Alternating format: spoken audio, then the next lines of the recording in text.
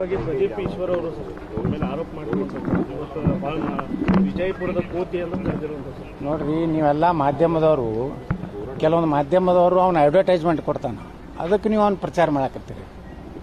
ನಿಮ್ಗೇನಾಗೈತಿ, ಒಂದೇನೋ bogus tuition ನಡೆಸ್ತಾನಲ್ಲ, ಅದಕ್ಕೆ ಇಂಥವ್ರನ್ನೆಲ್ಲ ಅಯೋಗ್ಯರನ್ನು ನೀವು ಅಡ್ವರ್ಟೈಸ್ಮೆಂಟ್ ಕೊಡೋದು ನಿಮ್ಮ ಉದ್ಯೋಗ ಆಗೈತಿ ಮಾಧ್ಯಮದವ್ರು. ಅದಕ್ಕೆ ಇಂಥ ಪ್ರಶ್ನೆಗಳು ನನಗೆ ಕೇಳ್ತೀರಿ. ಅಲ್ಲಿ ಕೇಳೋರಲ್ಲಿ ಅಲ್ಲಿ ಅವ ಏನು ಬೇಕಾದ ಆರೋಪ ಮಾಡ್ತಾನ್ರಿ. ಯಾವ ಪ್ರಶ್ನೆ ಕೇಳ್ಬೇಕು ಅನ್ನೋದು ನಿಮ್ಮಲ್ಲಿ ಸ್ವಲ್ಪ ಕನಿಷ್ಠ ಇದು ಬೇಕು.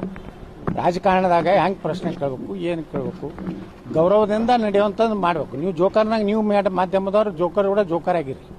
ಅಂಥವ್ರದೆಲ್ಲ ಪ್ರಶ್ನೆ ನಮ್ಮ ಮುಂದೆ ಯಾಕೆ ಕೇಳ್ತೀರಿ? ಸರ್, ಚುನಾವಣೆ ಬಗ್ಗೆ ಹೇಳಿ ಸರ್. ಎರಡು ಚುನಾವಣೆ ಅವ್ರು ಬಿಜೆಪಿಯವ್ರಿಗೆ ಗೊತ್ತು, ನನಗೇನು ಗೊತ್ತು. ವಿಜಯೇಂದ್ರ ಅಂತ ಧೀಮಂತ ನಾಯಕ ಅದಾನ, ಅವ್ರ ಪೂಜ್ಯ ತಂದೆಯವರು ಅದಾರ. ಸಾಕಷ್ಟು ರೈತ ಪರವಾಗಿ ಹೋರಾಟ ಮಾಡ್ಯಾರ.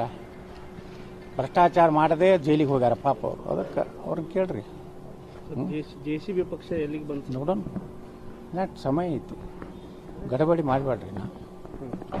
ಎಲ್ಲ ಒಳ್ಳೇದಾಗ್ತದೆ ಸರ್. ಬಿಜೆಪಿ ಸೇರ್ಪಡೆ ಬಗ್ಗೆ ಏನಾದರೂ ಚಿಂತನೆ ಸರ್? ಯಾರಾದರೂ ನಾನು ಯಾರನ್ನೂ ಭೇಟಿ ಆಗುವುದಿಲ್ಲ. ಬಿಜೆಪಿ ಸೇರ್ಬೇಕಂತ ಹೇಳಿ ಯಾರ್ದು ಕೈಕಾಲು ಹಿಡಿದಿಲ್ಲ.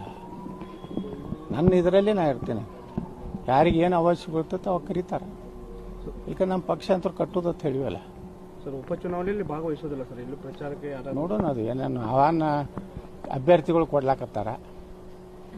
ನಾನು ಎಲ್ಲ ಅಲ್ಲಿ ಕಾರ್ಯಕರ್ತರು ಚರ್ಚೆ ಮಾಡಿ ನಮಗೆ ಕಾಂಗ್ರೆಸ್ ಸೋಲಿಸ್ಬೇಕಾಗಿತ್ತು. ಭ್ರಷ್ಟ ಕಾಂಗ್ರೆಸ್ಸು, ಸಾಬರ ಕಾಂಗ್ರೆಸ್ ಸೋಲಿಸ್ಬೇಕಾಗಿತ್ತು ಅಷ್ಟೇ.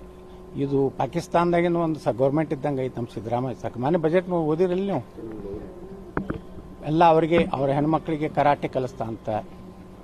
ಅಲ್ಲಿಂದ ಎಲ್ಲ PSI ಇದು ಮುಸ್ಲಿಮರಿಗೆ ಟ್ರೈನಿಂಗ್ ಕೊಡ್ತಾ ಅಂತ. ಮುಸ್ಲಿಂ ಹೆಣ್ಮಕ್ಳಿಗೆ ಕರಾಟೆ ಕಲಿಸ್ತಾ ಅಂತ. 100 CBSE ಸ್ಕೂಲ್ ಮಾಡ್ತಾ ಇರ್ತ.